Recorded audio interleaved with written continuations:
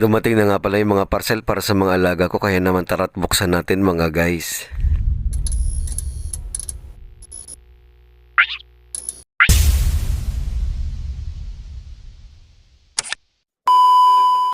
Yo, Jack Sparrow nga pala ang huga ko na hoslaon, pero may futuro gustong mangyari sa buhay niya. Let's go! For today's content nga pala, dumating na rin sa wakas itong mga parcel na ilang araw ko na nga hinihintay. Burit na kaya kumari magparahalat mga guys, at pakagiwari ko baga sa perang aldaw kaini yung pag-abot ay gari na baga sarong taon ng pakimati ko. Ini pala na init na parcel na binuksan ko mga paruton kong mga guys ay chopo ng laog para sa mga sakuya, mga ikos baga sa mga kuting pala. Perang aldaw na kayang dae nagkakaong kimarayra iso sa kuya mga saradit-sadit na mga bago nga ning ampo na nagkakurado sa may tabing dagat buda digdiyo sa may harane sa muya sa may sa may lagpan. Rulupos na kayang marian tulak buda naniwang una sinda pagkatapos nga ka mga perang aldaw na pagsiba taday man pala sinda natutunawan mga guys makahira kun man na maray. Maugmahon nga niya ako, I'm so very happy kasi masaya ako. Wow, ano kaya yun? Dahil sa wakas finally makakadede na rin yung aking mga baby na kuting nga naman ng mga bagong ampon for today's content mga guys. Grabe, I'm so excited and I just can't hide it. I don't wanna lose control and I think I like it.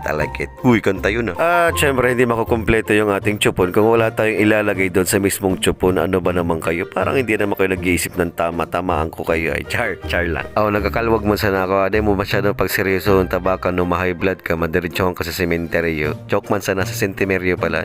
Uy, hindi, char. Anyways, ito nga pala mga guys, yung brand ng gatas nga na in-order ko para nga sa ating mga kuting. At ito nga pala ay goat's milk ang nakalagay mga guys. Hindi siya cow's milk at hindi siya kung ano man klaseng milk. Goat's milk siya mga guys. Goat lang pala, ang dami namang goat. Pero dalawang in-order ko kaya pasok na yung goats na yun. Hayaan nyo na mga guys, ako naman ang nagbo-voice over eh. Pakialam nyo ba, char? Bali yung nga pala chupon mga guys, hindi masyado maganda pagkaka-packaging. Pero okay naman at talaga nga namang safe naman siyang dumating. Compared nga dito sa pagkakabalot sa dalawa nating piraso nga gatas mga guys, at talagang napaka-safe at talagang double pa yung pagkaka-plastic niya mga guys. Kaya naman kudos sa seller nito congrats. Hindi na nga pala ako nagpatumpik-tumpik pa at karaka-raka ko na nga binuksan ito nga gatas mga guys, at talagang ilang araw ko na nga itong gustong gawin mga guys, at talagang awang-awa na ako dito sa mga kuting ko ng mga bagong ampon. At dahil nga goat's milk ang nakalagay dito mga guys, ay malamang galing sa kambing nga itong gatas mga guys, at talagang nga namang medyo maanglo yung amoy niya at hindi masyadong alam mo yun pleasing, pero talagang okay din naman siya. Namumroblema ako sa amoy, hindi naman pala akong iinom niyan mga guys, at yung mga kuting ko naman pala, kaya naman nagtimpla na nga ako dito para mapainom ko na agad yung aking mga baby. Bali sa garapon ko na nga lang pala titimpla nitong gatas nito mga guys, at ito nga panghalo kong gagamitin o pangkusit nga dito na sa gatas na inaano natin mga guys, itong chopsticks na hindi ko na ginagamit ng matagal. At syempre nilagyan ko na nga rin dito mga guys ng mainit na tubig para nga naman mahalo-halo na natin at maya-maya mapalamig natin at mailagay na natin dito sa chupon dahil diding-dide na yung mga baby ko at napaka-iingay na nila. Kaso nga pala hindi na satisfied dyan si Jack Sparrow dahil nga naman medyo malabnaw yung ginawa niya, kaya dinagdagan ko pa ng powdered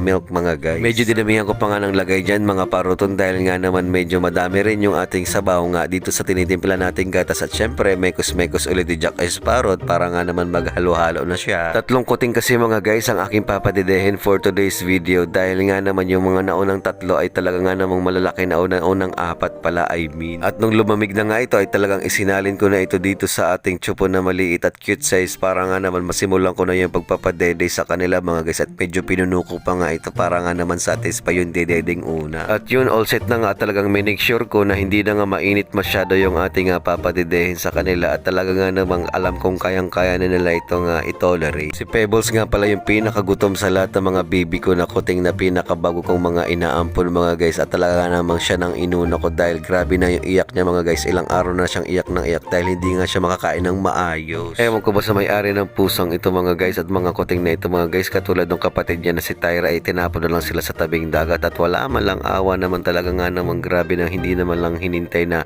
lumaki muna yung pusa at mahiwalay muna sa nanay nila bago nga naman umano para makasurvive sila sa mundong ibabaw na ito. Tignan nyo naman kung gaano ka-cute at kaganda nga ito si Pebbles mga guys, at talaga nga namang nabaligtaan ko nung nakuha ko nga itong pusang ito ay binalibag daw nung may-ari. Grabe yung mga walang puso. Hinintay nyo na lang sana na lumaki o kaya kaya naman humiwalay sa pagdede sa nanay niya para mas malaki yung chance of survival nga nila kaysa naman na ganito iniitsa nyo na lang sa dagat na wala naman lang kaawa-awa at di man lang kayo. Ay nako, grabe kayo. May buhay din kaya yan sila. Ano kaya't kung kayo naman yung initsa doon tas wala kayong kamuwang-muwang sa mundo tapos hindi kayo marunong mag-survive, ano na lang kaya yung mararamdaman nyo? Grabe, hindi na kayo naawa. Tapos eto, nagsasuffer sila dahil hindi nga sila marunong pang kumain ng mga solid food tapos ayaw pa nilang tanggapin yung pinapadede ko. Si Pebbles nga mga guys ay ayaw talagang dumede kahit kaunti, ay kahit anong pisil-pisil ko ng kata sa bibig niya. Ganon din nga yung sitwasyon ko dito kay Tyra pagkatapos ng padedehin si Pebbles ay talagang nire-reject nila yung binibigay ko ng dede sa bibig nila at talagang kinakagat-kagat lang nila yung chupon mga guys at talagang nakakaawa. Tignan nyo naman mga guys yung itsura nitong mga kuting na inabandona nila mga guys at tinapon lang, ay mukha naman silang mga anghel, di man lang sila naawa. Grabe talaga mga tao sa mundo. Dahil ayaw pa rin nga ni Tyra mga guys dumede, ito na naman si Luna ang kinuha ko, yung pinakamaliit sa kanilang lahat mga guys. Kumakain din sana ito ng solid food kaya lang nga lang mga guys ang problema ay hindi din siya natutunawan at talagang